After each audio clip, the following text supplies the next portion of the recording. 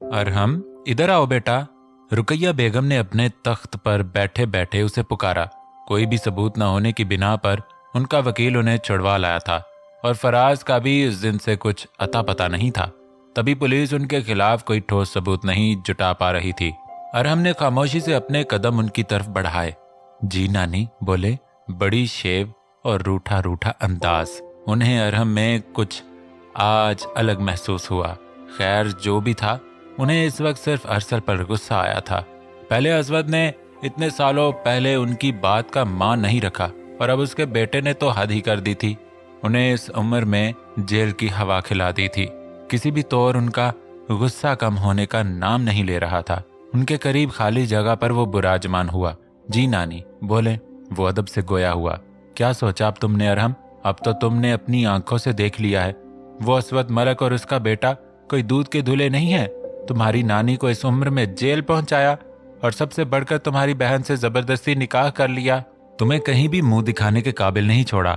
वो बेशक अरहम से हमदर्दी जता रही थी, मगर उनके लहजे में छुपी नफरत को वो आज बखूबी महसूस कर सकता था। तभी सर झुकाए खामोश बैठा था। अब तुम्हें कुछ बड़ा सोचना होगा, कुछ ऐसा जिससे उन लोगों के पांव तले जमीन निकल जाए। उनका जहर खुंद अंदाज अरहम को और ज्यादा सर झुकाने पर मजबूर कर गया, मगर लबों से खामोशी का कुफल अभी तक नहीं तोड़ा था। क्या हुआ अरहम, तुम कुछ बोल क्यों नहीं रहे? आज रुकैया बेगम को उसकी इस कदर खामोशी सही नहीं लग रही थी। तभी उसे कंधे से पकड़कर हिलाया। बिलाखिर उसने जब्त से सुर्ख होती आंखें उठा के रुकैया बेगम की तरफ देखा। नानी, एक बात पूछूं आपसे? आज अरहम का अंदाज किसी हारे हुए इंसान जैसा था। हाँ, पूछो पूछो बेटा। आज इसका हर अंदाज रुकैया बेगम को गड़बड़ाने पर मजबूर कर रहा था। आपको सच में किसी बेटी को उसके माँ बाप से अलग करने का कोई अफसोस नहीं? हैरत ज़दा सा होकर वो आज रुकैया बेगम के सामने सरापाए सवाल बनकर खड़ा था। खैर, आपसे क्या शिकवा करूं? उसने खुद पर ही तंजिया हंस कर अफसोस से सर झटका। मैं ही कितना बेवकूफ था। जो जो आप बोलती गई मैं यकीन करता गया। माँ बोल रही थी हमारी सोच गलत है। तभी मैंने अपनी आज तक की गलतियों पर नजरसानी की। तब समझ आया माँ वाकई सच बोल रही थी। अगर आज मैं किसी की बेटी को जोर जबरदस्ती अपनी बीवी बना भी लेता हूँ तो क्या मैं सुकून से जी पाऊंगा? क्या वो भी मुझसे मोहब्बत कर पाएगी? क्या हमारे मियाँ बीवी के रिश्ते में सुकून होगा? यकीनन हमें ऐसा कोई सुकून मयस्सर नहीं होगा। और जब हम ही खुश नहीं होंगे तो अपनी आने वाली नस्ल को क्या दे पाएंगे? क्या सिखाएंगे उन्हें? मुझे मालूम हो गया है नानी, नूर मेरी बहन नहीं है, मगर उसके बावजूद मेरे दिल में आग लगी है कि कैसे वो मेरी बहन के साथ निकाह कर सकता है। हालांकि ये निकाह तो नूर के हक में हर तरह से बेहतर है, बिना किसी रिश्ते के। जब मुझे इतना बुरा लग रहा है तो असवद और अरसल तो रूप के हकीकी बाप भाई हैं। माँ ने यह भी ठीक कहा, रूप असवद मलक की बेटी है, उसे हक है अपनी बेटी का अच्छा बुरा सोचने का। अगर आज हम किसी की बेटी के साथ गलत करते हैं तो हम इस बात को नज़रअंदाज नहीं कर सकते। मुकाफाते अमल नाम की भी कोई चीज़ होती है। मैं पहले ही बहुत कुछ गलत कर चुका हूँ, समझ नहीं आता इसकी भरपाई कैसे कर पाऊंगा। वो आज बोलता ही जा रहा था। रुकैया बेगम दम बखुद होकर उसे सुन रही थी। उसके वहमो गुमान में भी नहीं था कभी अरहम के मुंह से असवद के लिए ऐसी बातें सुनने को मिलेंगी। उन्होंने तो उसके दिल में बचपन से असवद के खिलाफ नफरत भरी थी, फिर ये चंद दिनों में काया पलट कैसे हो गई? रुकैया बेगम को अपना अना का बुत गिरता नजर आया। तभी अरहम ने उनके सामने हाथ जोड़े। मुझे माफ कर दीजिएगा नानी, मगर अब मैं असवद मलक या फिर उसकी फैमिली के खिलाफ कुछ भी नहीं करूंगा। बहुत मुश्किल से सीधी राह पर चलना सीख रहा हूँ। मुझे फिर से गलत राह दिखाकर मेरे रास्ते में और रुकावटें खड़ी ना करें। पहले ही अपनी माँ को बहुत तकलीफ दे चुका हूँ, मगर अब उनका अच्छा बेटा बनने की कोशिश कर रहा हूँ। मेरा मशवरा है आप भी इस नफरत को अपने दिल से उखाड़ फेंके। जिंदगी पुरसकून हो जाएगी। जिस तरह 2 दिनों से मैं अपने अंदर सुकून महसूस कर रहा हूँ, वो रुकैया बेगम को हक्का बक्का छोड़कर कब से जा चुका था, जबकि सतून से टेक लगाकर खड़ी रानी की आंखों से खुशी के आंसू छलक गए। अगर खुदा ने बेटी को दूर किया था तो बेटा गलत रास्ते से वापस मोड़ दिया था। अच्छा सुनो मिशी, इससे पहले कि वो मलक हाउस के अंदर जाकर रूप और तारा के टोले का हिस्सा बनती, चांद ने उसे बीच रास्ते में ही रोका। सारे शॉपिंग बैग्स एक साथ दोनों हाथों में थाम कर वो उसके बराबर आकर रुका। बोलो, क्या बोल रहे थे? मिशी का अंदाज ऐसा था जैसे यहाँ रुककर उसकी जिंदगी पर एहसान किया हो। वैसे हकीकत में ऐसा ही था, वरना अगर वो एक दफा इन दोनों के साथ मिल जाती तो चांद को तंग करने में सबसे बड़ा हाथ उसके खुद का होता। चांद का सवा सेर खून जलकर राख हो गया। मैं बोल रहा था कि इन दोनों के साथ मिलकर मुझे जलाने की जरूरत नहीं है। शादी के इन दिनों में कम से कम पूरा 1 घंटा रोज तुम मेरे साथ गुजारोगी। हुक्म देकर उसने कदम आगे बढ़ाए, जबकि मिशी ने उसके अंदाज पर दोनों भवें उचकाए। ओ मैनेजर, अपने लहजे पर गौर करो। तुम्हें क्या लगता है तुम वाकई मुझे हुक्म देने की हालत में हो? उसका अंदाज साफ चिढ़ाने वाला था। रिक्वेस्ट करोगे तब भी मैं सिर्फ सोचूंगी, और तुम्हारे पास सिर्फ 1 मिनट है, वरना अपना रास्ता नापो। मिशी ने सिर्फ हरी झंडी दिखाकर उसे तिलमिलाने पर मजबूर कर दिया। रिक्वेस्ट करूं, वो भी अपनी ही बीवी से? अरे तुम्हारा तो सारा वक्त मेरा है, और तुम्हें तो खुद मेरे साथ मेरे करीब आने के बहाने सोचने चाहिए थे, मगर नहीं, तुम तो मेरे साथ सौतेली बीवियों जैसा बिहेव कर रही हो। मिशी की डिमांड्स पर वो झुंझला उठा। सौतेली बीवी? अगर मैं सौतेली हूं तो तुम्हारी सगी बीवी कौन सी है? मिशी भी अब पूरी तरह मैदान में कूद पड़ी। वो एकदम गड़बड़ा गया, बिना सोचे समझे कुछ भी बोल दिया, और उस पर सोने पे सुहागा पल में मिशी ने उसकी बात को पकड़ भी लिया था। हाँ बोलो, कौन है वो सौतेली बीवी? अरे मिशी यार, तुम भी ना कुछ भी ओखस करती हो। चांद ने माहौल का तनाव कम करने की कोशिश की, मगर मिशी को तो जैसे बहाना मिल गया। बहुत सगी सौतेली कर रहे हो तुम, जाओ अपनी सगी बीवी के पास। मैं तो तुम्हारी नजर में सौतेली हूं ना, और सौतेले किस तरह का सलूक करते हैं ये अब मैं तुम्हें बताऊंगी। वैसे भी अब तुम्हारा 1 मिनट खत्म हो चुका है, अब तुम जाओ अपने रास्ते। मिशी ने आज से चांद को सही मानों में तंग करने का पक्का इरादा बांध लिया था।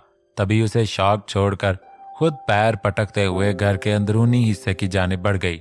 जब उसे पूरी तरह यकीन हो गया कि असवद मलक वापस चला गया है, तब उसने एक नजर रूप की तस्वीर में मौजूद आंखों की तरफ बड़ी गौर से देखा।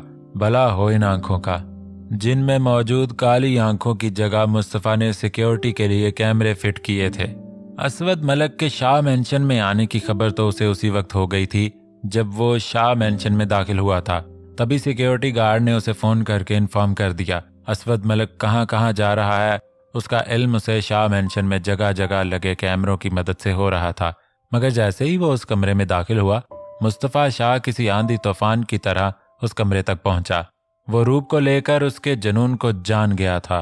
इस बात से उसे रत्ती बराबर फर्क नहीं पड़ता था। आखिरकार कभी न कभी तो उसे ये सब मालूम होना ही था, बल्कि आजकल तो वो खुद कोई ऐसा बहाना ढूंढ रहा था जिससे वो रूप को लेकर अपनी मोहब्बत असवद के सामने जाहिर कर सके। आज इस तरह से असवद मलक का इस कमरे में आना एक तरह से उसके हक में गया था, मगर शुक्र वो इस तस्वीर तक नहीं पहुंच पाया। अगर आज असवद मलक इस तस्वीर के पीछे का राज जान जाता तो वो उसे अपनी बेटी का रिश्ता देना बहुत दूर की बात, अपने घर में भी 1 सेकंड के लिए रुकने ना देता। सारे रास्ते उसके दिमाग में तरह तरह की सोचों का कारवां चलता रहा। इतना वो दूसरे शहर जाकर खरीदो फरोख्त करने से नहीं थका था जितना मुस्तफा शाह के मुंह से रूप के लिए मोहब्बत का इजहार सुनकर थक गया था। आज तक की जिंदगी ने इतना तजर्बा दे दिया था कि वो पहचान जाए कौन किस इरादे से उसके घर की तरफ देखता है। मुस्तफा शाह के इरादे उसे गलत ना लगे, तभी उसने उसके मलक हाउस में रहने पर कोई एतराज भी न उठाया था। वो सारी फैमिली को अपनी फैमिली की तरह ट्रीट करता था। यहाँ तक कि चांद के बाद अरसल ने अगर किसी की दोस्ती को कबूल किया था तो वो फकत मुस्तफा शाह था। रूप से भी उसने कभी गलत तरीके से बात नहीं की थी। आज उसे जो मालूम हुआ था ये सब शायद उसे उसी दिन मालूम हो जाता जब वो शम्स शाह से मुस्तफा के बारे में छानबीन करने गया था। मगर कमरे में दाखिल होने से पहले अंदर से मुस्तफा और शम्स शाह की उभरती आवाज़ों ने उसके कदमों को वहीं बांधा। पहले तो उसने वहां से चले जाना ही बेहतर समझा, फिर तजस्सुस के हाथों मजबूर होकर वो कुछ पल वहीं ठहर गया। मगर उस दिन असवद मलक का यही तजस्सुस उसे एक बहुत बड़े सच से रूबरू करवा गया। उसकी बहू मुस्तफा शाह की सगी बहन थी, मगर उसके साथ साथ ये हकीकत भी उस पर आश्कार हो गई थी। वो दोनों दादा पोता का रिश्ता कोई आम रिश्ता नहीं है, वो दोनों एक दूसरे के दर्द के साथी हैं। और उस दिन भी इन दोनों के लहजे में जितना दर्द बोल रहा था, असवद का सिर्फ सुनकर ही दिल भारी हो गया। जिन्होंने ये अजाब सहे थे और इन्हें दर्दनाक यादों के साथ आज भी जिंदा हैं। बिलाशुबा वो दोनों बहुत बड़ा जिगर रखते थे। आज भी मुस्तफ़ा शाह के एक एक लफ्ज़ से सच्चाई झलक रही थी।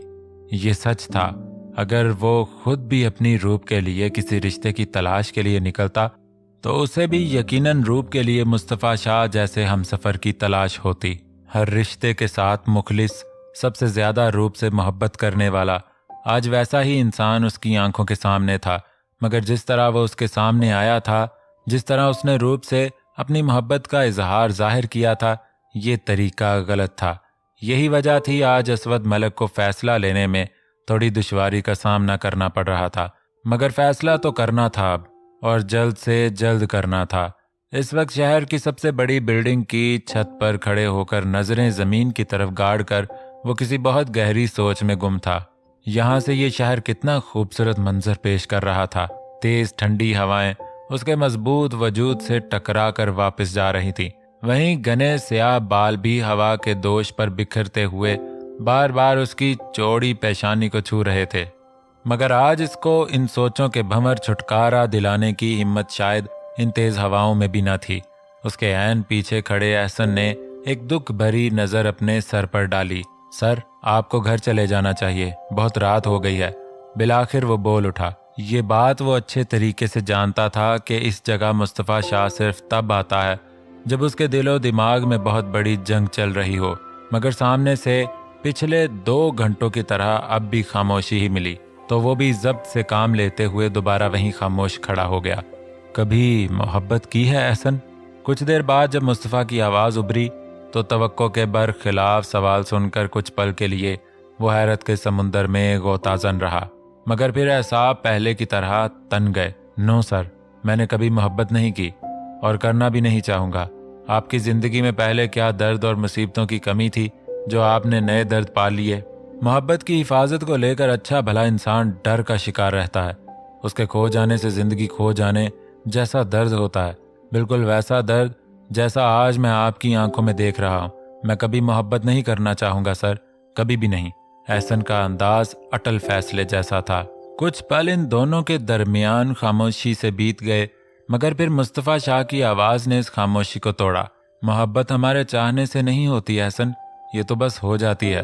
किसी को पहली नज़र में घायल कर देती है तो किसी के दिल में ये जज्बा बहुत आहिस्ता आहिस्ता परवान चढ़ता है।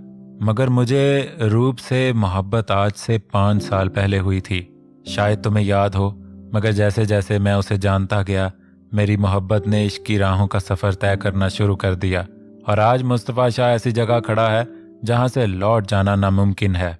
चाहूँ तो सारी दुनिया के खिलाफ जाकर उसे अपना बना लूँ, मगर ये मोहब्बत के असूलों के खिलाफ है।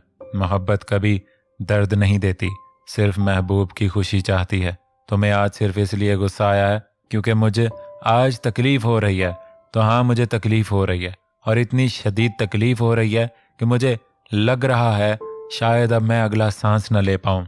मगर मैं फिर भी सांस ले रहा हूँ, क्योंकि मुझे अपनी मोहब्बत के साथ साथ खुदा पर भी यकीन है। मुझसे मेरा सब कुछ छीन कर दोबारा मेरे जीने की वजह छीन ले, वो इतना बेरहम नहीं हो सकता। ये रात काली जरूर है, मगर इसकी सुबह बहुत उजली होगी। असवद, आप कहाँ रह गए थे? सब बच्चों ने खाना खा लिया और सोने भी चले गए, मगर आप हैं कि अब वापस आ रहे हैं। इतना कौन सा आप दूसरे मुल्क चले गए थे? किरत की फिक्र से जान लबों पर आई थी। तभी आते ही उसकी अच्छी खासी क्लास लगा दी। रूप कहाँ है? किरत का बढ़ाया पानी का गिलास पकड़कर वो सोफे पर बैठ गया। शदीद सर दर्द से आंखें लाल सुर्ख हो गईं। अपने कमरे में होगी इस वक्त। आप खाना खा लें पहले, फिर कोई बात करेंगे, फिर मैं आपकी सारी परेशानियां सुनूंगी। किरत की नर्म आवाज पर उसने चौंक कर देखा, मगर फिर खुद भी मुस्कुरा दिया। वो परेशान है, ये बात किरत उसका चेहरा देखकर ही जान लेती थी। ठीक है, तुम खाना लगाओ, मैं बस फ्रेश होकर आता हूँ। किरत की एक मुस्कुराहट ने उसके दिमाग का आधे से ज्यादा बोझ हल्का कर दिया था, और जो फैसला वो इतने वक्त से नहीं कर पा रहा था, अब अपने घर की तरफ देखकर सेकंडों में कर लिया था।